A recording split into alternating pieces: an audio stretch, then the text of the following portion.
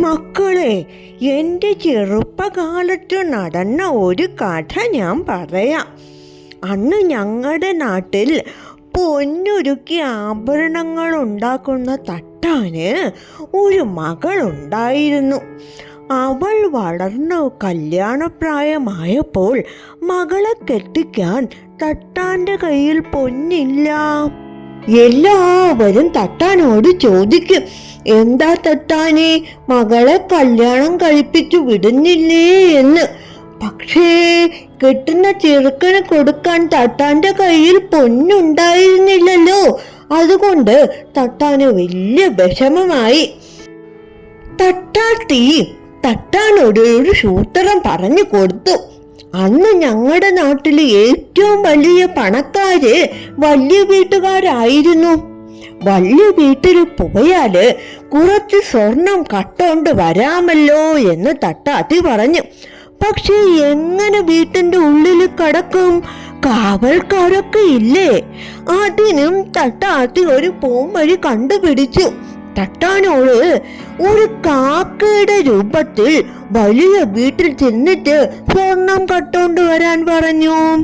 അതിൻ പ്രകാരം തട്ടാൻ ഒരു കാക്കയുടെ രൂപത്തിൽ വലിയ വീട്ടിൽ ചെന്നു. അപ്പോഴതാ മേശയുടെ മേലെ സ്വർണം വച്ചിരിക്കുന്ന പെട്ടി താക്കോലും അവിടെ തന്നെ ഉണ്ടായിരുന്നു. കാക്കയായി മാറിയ തട്ടാൻ വേഗം തന്നെ താക്കോലെടുത്ത് പെട്ടി തുറന്ന് അതിൽ നിന്നും 10 പവന്റെ ഒരു വലിയ മാല എടുത്ത് പറന്നു. ഇത് കണ്ട വലിയ വീട്ടിലെ പെമ്പറന്ന ഒത്തി, അയ്യോ എന്റെ മാല ഇതാ കാക്ക കൊണ്ടു പോകുന്നേ എന്ന് പറഞ്ഞ് അലറി. കാക്കയാണെങ്കിലോ മാലയും കൊണ്ട് പറന്നു.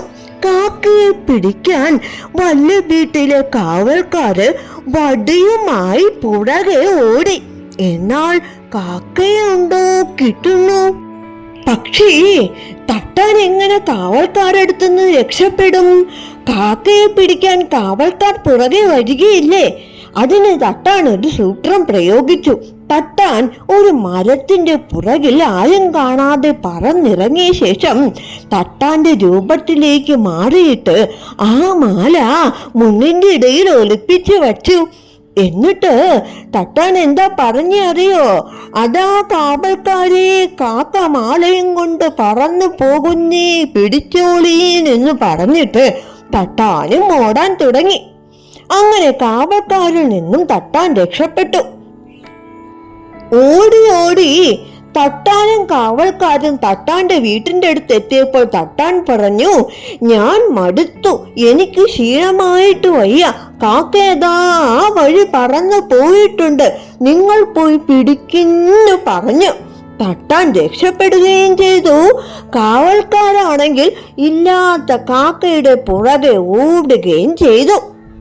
അങ്ങനെ വലിയ വീട്ടിൽ നിന്നും മോഷ്ടിച്ച 10 പവന്റെ സ്വർണമാല ഉരുക്കി തട്ടാൻ വേറെ ആഭരണങ്ങൾ പണിത് തൻ്റെ മകളുടെ കല്യാണം കെങ്കെമ്മായി നടത്തി. കഥ ഇഷ്ടപ്പെട്ടോ മക്കളെ? അടുത്ത കഥയുമായി വരുന്നത് വരെ ബൈ ബൈ.